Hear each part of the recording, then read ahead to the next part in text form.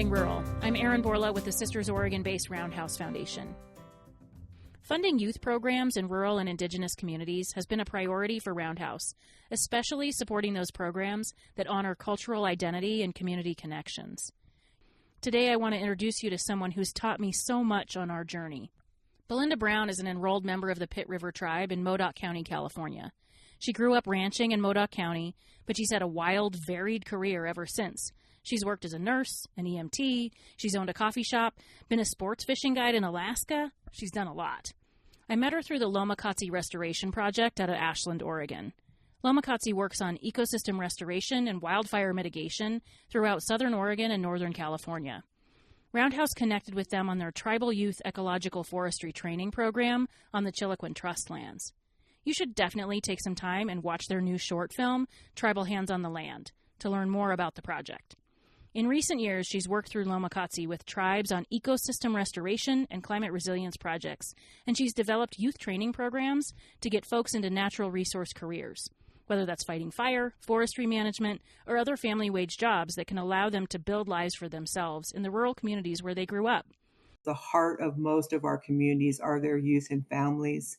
And if we can serve youth and families and be able to set them up for success, and especially in these rural frontier tribal communities where we export our youth out into cities because there's not those family wage jobs in these rural communities, it's painful. And so I do believe in our local communities having the local solutions that we need to put our people to work on our local public lands. And in the east side of Oregon, 80% of our lands, and also in Modoc County, Northern California, is public lands.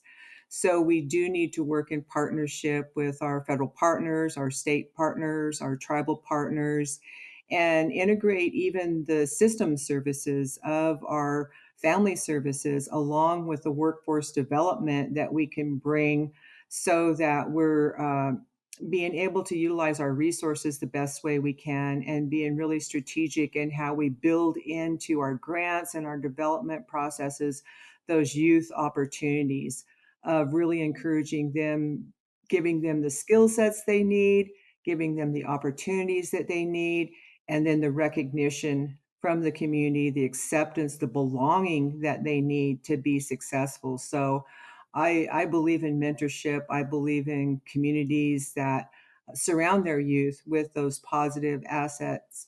Yeah, I think that's such a powerful way to even frame it as a confidence builder, because I think when we look at all the different distractions that our young people have facing them today, there's a lot of new ones that our generations didn't have. And we talk a lot about mental health and what does that look like for mental health for young people.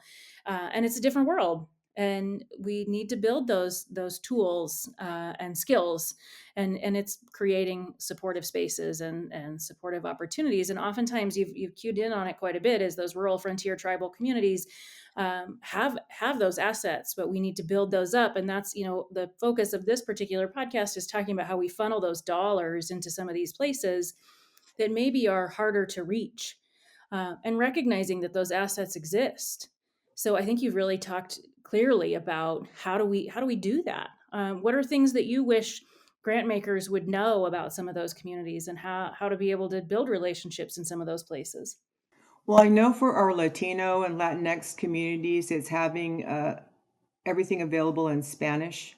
And so language is the first thing that we can do. Lomakatsi was a community-based organization during the pandemic for 3 counties with all 3 activities.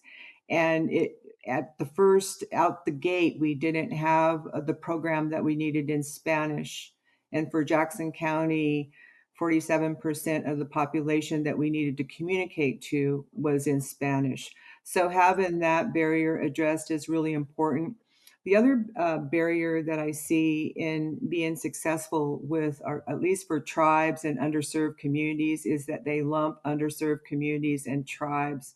I'm currently in Collaborative Resource Solutions Advisory Committee at National Forest Foundation, and that's what we've come up with right now, is that underserved communities are the same as tribes, and they're really not at all.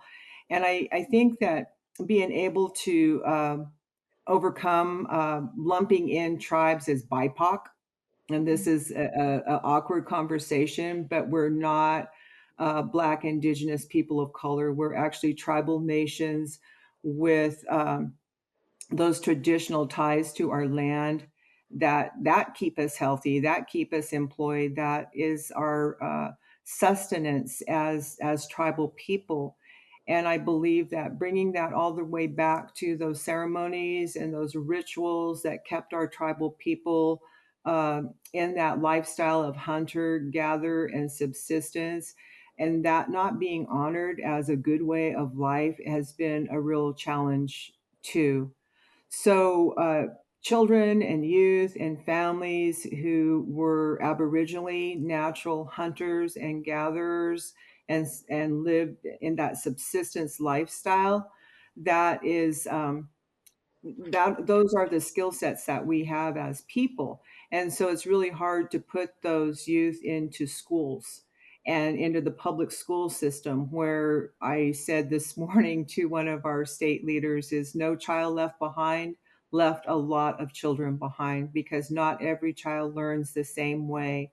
So these programs that you're supporting, that Roundhouse Foundation supporting, as far as the schoolyards and being able to support what those communities value. Out in Burns, Oregon, it was the boxing club for the Burns Paiute tribe. They had a long history of boxing and Golden Glove champions, and that's what their community wanted to do.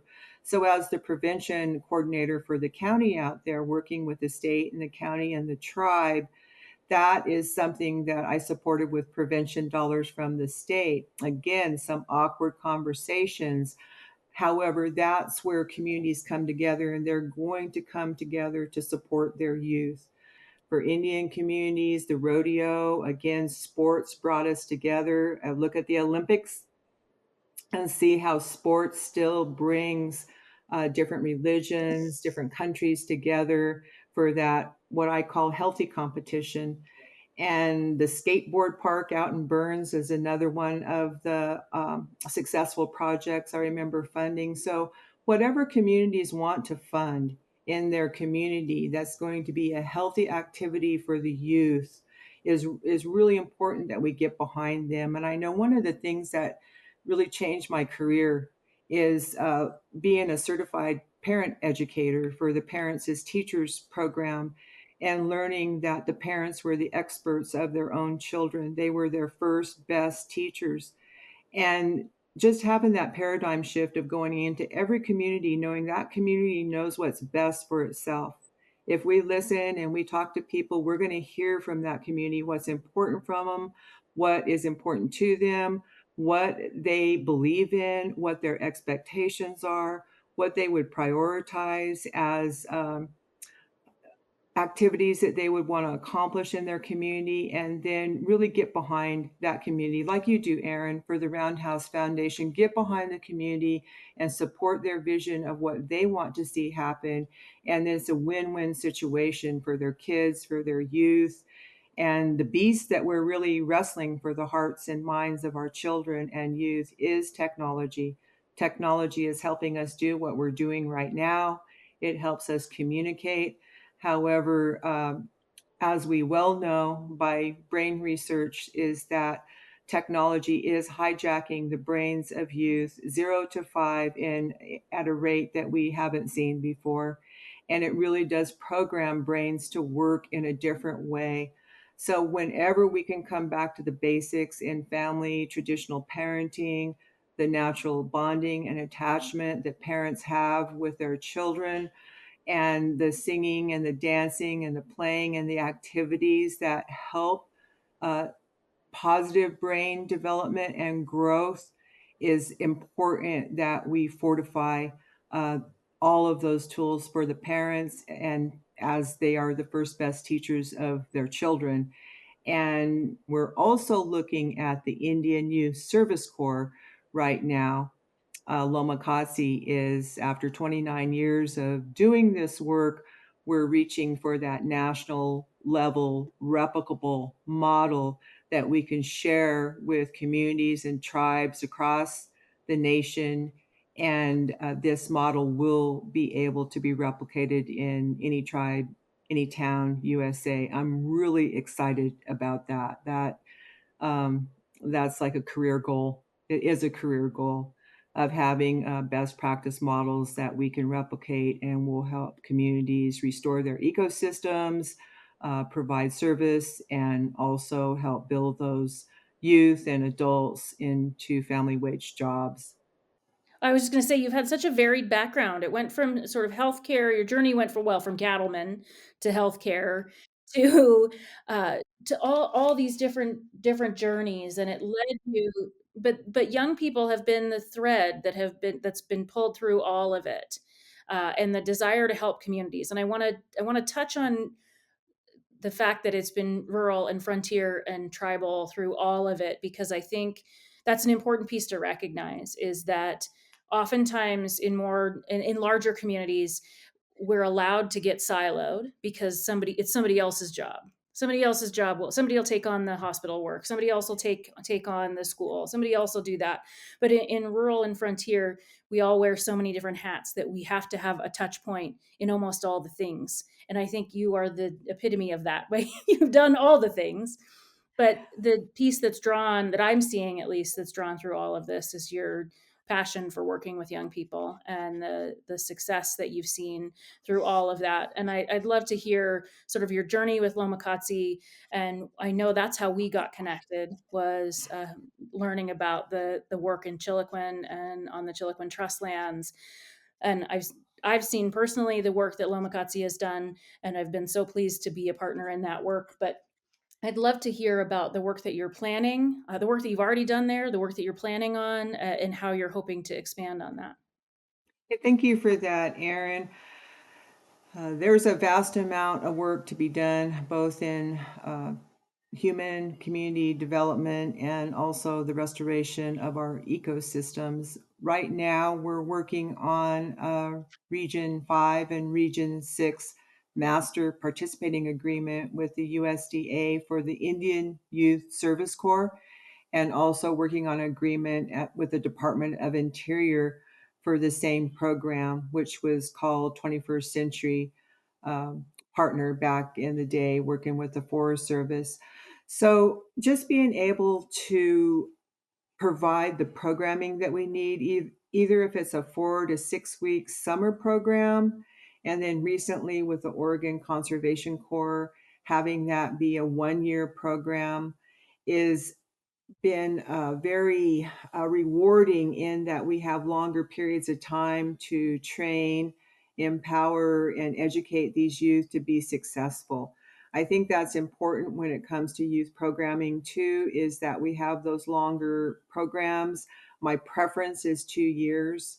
When we're working with youth, it takes quite a bit of time to really turn a life around, or being able to set new cognitive structure of how to think about what they're thinking about, and have the soft skills that they need to perform in the job settings that we put them in. So we are working to replicate. Lomakatsi is scaling as we speak, getting in that uh, funding opportunity for the DOI, hopefully by the end of the year, so that we would be a national keystone partner with the Department of Interior for all the national park services. And that again is an entry level on ramp camp gateway to a natural resource career path. It gives us the opportunity to travel around. And inclement weather on the east side of the Cascades in Lakeview and Burns and Hines, and even in Modoc County, we're getting snowed out right now.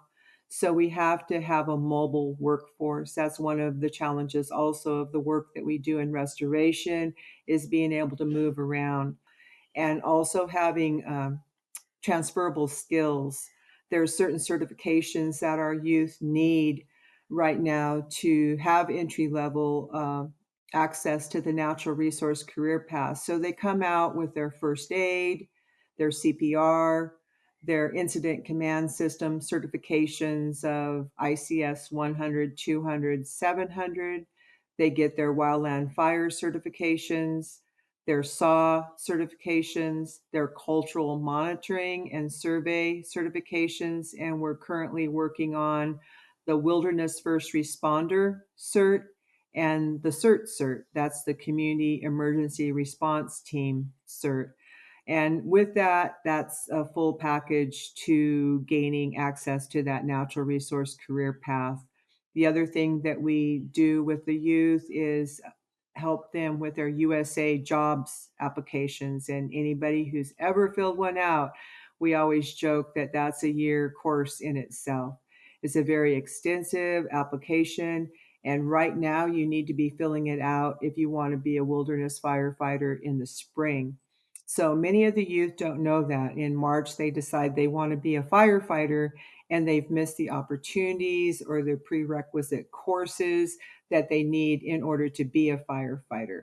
And so, because of technology and programming, we only have their attention for a short period of time. And so we need to be able to set them up again for success in a career path that they want. Fill out the application. Here's how you fill out the application. Again, have mentorship and what I like to call systems navigators also that help us through the whole workforce development opportunity that's out there, signing up for those programs. There's so much funding out there right now that just doesn't get utilized because folks don't know it's there or they don't know how to fill out the application to get the funding they need to get a certification. So we try to package that so it's easy access and then really mentor and help youth get through those programs. And I believe with the Wilderness First Responder and the CERT program, that's the package that again could be set down in any tribe, any town, USA, as a best practice and on ramp camp for a natural resource career path. Well, and talk about building up the skills needed in their own community, right? We talk a lot about well, the rumors that we hear are in order to be successful in a rural community, you have to leave. And the reality is we need those skills in those communities as well. And so by creating that workforce opportunity and the ability to have those employable skills, those students can stay in community. And so there's an opportunity there, I think, that is really exciting, and I'm hopeful and so thrilled that y'all are putting that together. It's really really exciting. The Indian Youth Service Corps is also it increased the ages we can serve, and they're 18 to 30-year-olds. And it's not just Native American, it's also those rural and frontier youth. So that's huge. And then also up to 35-year-old if they're veterans. That gives us the ability, capacity then to hire those youth in those communities, help incubate businesses in those communities that will carry on, and so it's sustainable and building a restoration economy that replaces the big timber boom and bust or just the ag.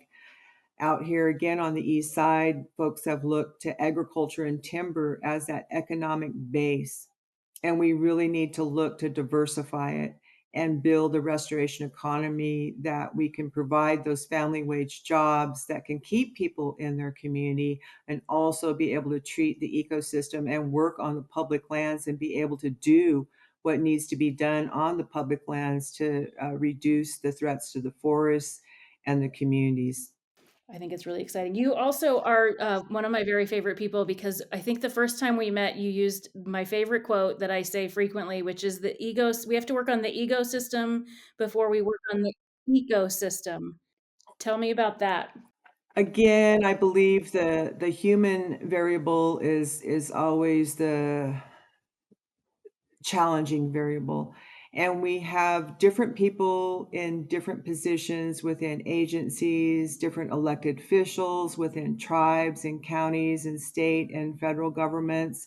So we're in an education mode a lot of times, just sharing information and making sure everybody has the same information.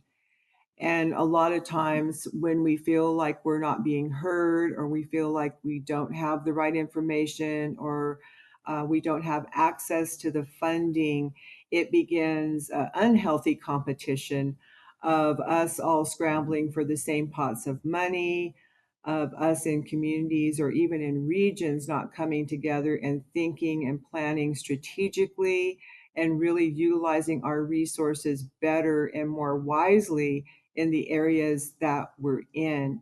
And for small rural frontier and tribal communities, what happens is we don't have constituency. And this is very evident in California. From Sacramento up, we do not have the constituency to outvote from Sacramento down in the state of California. And as you can see in Oregon, it's Multnomah and Clackamas County that have the vote over the whole state of Oregon, no matter how big Lake and Harney County are.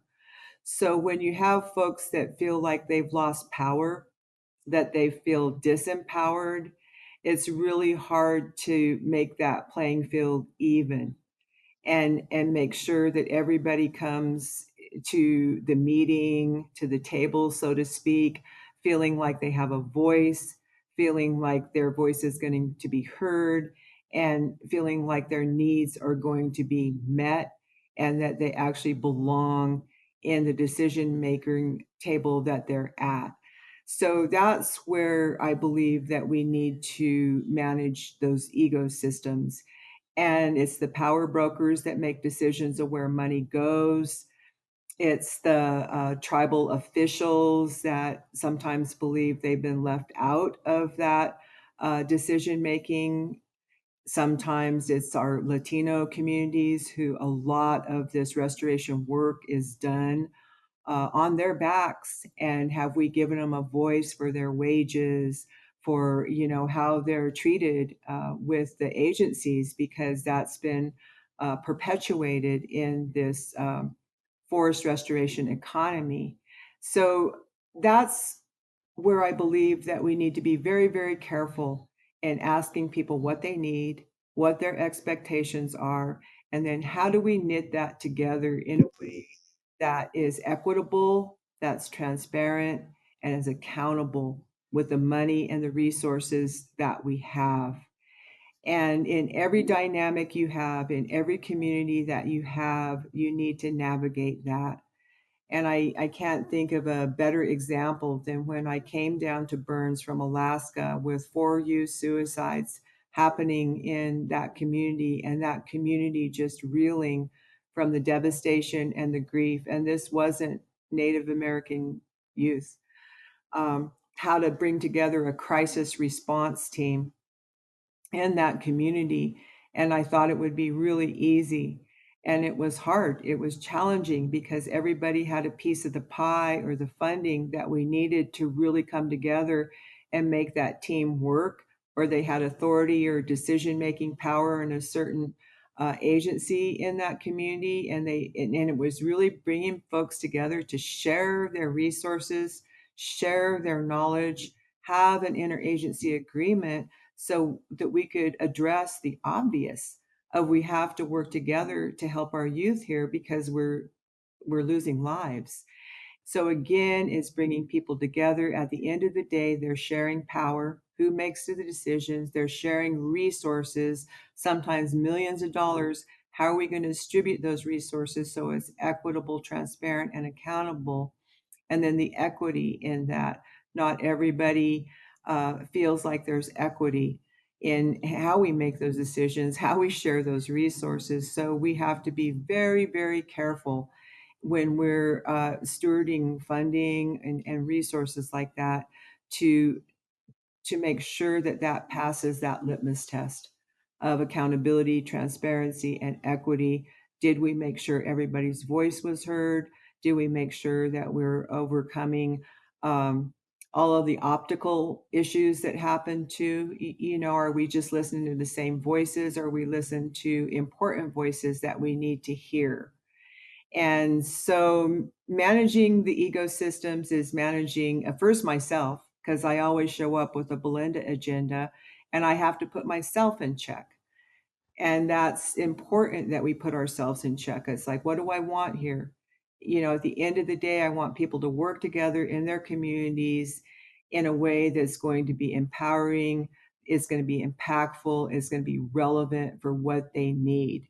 So if I have to slow down to 4 low for everybody to get there, then that's something that I need to do. So first of all, putting myself in check, and then asking what people need and how do we get there in the pace that they feel comfortable in getting there, because it's all built on trust. It's all built on relationships.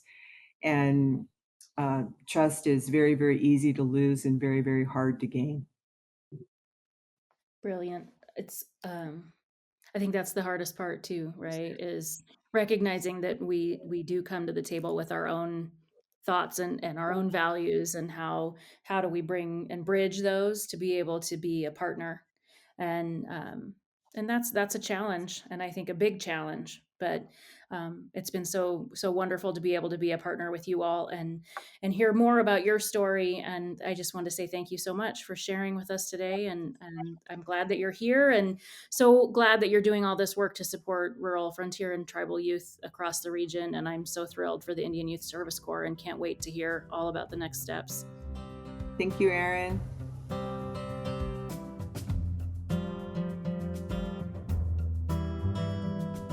Belinda has it all going on. She's doing all the things. I wanted to reflect a bit on her comments about the ecosystem. It's one of my very, very favorite phrases. I use it all the time, and that is definitely a Belinda phrase. But it's basically dealing with the human relationship part of any work that happens in a community or an ecosystem. When people feel unheard or disenfranchised, as we often hear from rural and especially Indigenous people, they don't have the agency to take ownership of or advantage of opportunities. So how do we shift that narrative and the balance of power to bring people to the table? We've heard it before. We show up, we listen, and we really try to get behind the communities and what they identify as useful projects. I think that is letting the communities lead the conversation. I love that she talked about sports, about boxing clubs and skate parks, and all sorts of other things that may show up in a way that maybe we weren't prepared for as a funder coming into a community saying, we want to support young people with mental health, or we want to support family and family development. It's supporting those activities that not only get the young people involved, but bring out mom and dad and grandma and grandpa and aunts and uncles to support that young person. There's opportunities that Roundhouse has supported, like skate park updates, or paying for the shoes for kids to participate in certain activities, whether that's dance or basketball or football, to go out and have those experiences. And maybe it's music, maybe it's singing or the band program, maybe it's an art program. There's all sorts of different things that we can support in that way that will help bring families together and get students out and active in a program that they really are appreciative of. I think the last thing I want to touch on is how Belinda mentioned lumping tribes in with underserved or BIPOC communities, Black, Indigenous people of color. I think it was really important for her to say that Indigenous people are tribal sovereign nations. They're not the same. And she said that they need to be treated differently. So I think as a funder, that means that we have to better understand how tribal governments, how sovereign nations work, even tribally led nonprofits. I think there's a lot of opportunity for some learning in this space, and I really love that she highlighted that as something that was important to her. Thanks again for listening to Funding Rural. As always, you can check out more from today's episode, a full transcript of the show. I mentioned Tribal Hands on the Land, Lomakatsi's new video. Make sure to check that out. We'll have a link at fundingrural.com.